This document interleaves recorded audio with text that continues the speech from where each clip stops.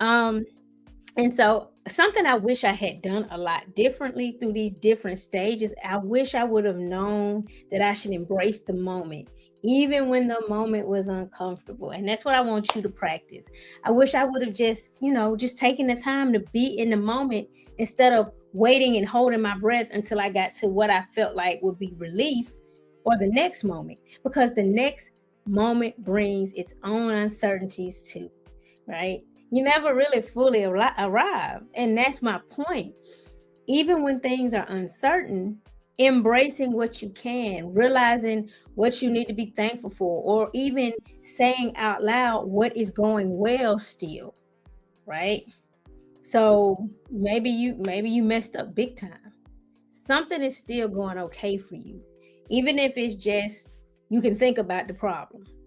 Whatever it is, being in that moment and not being eager to just jump right out of it.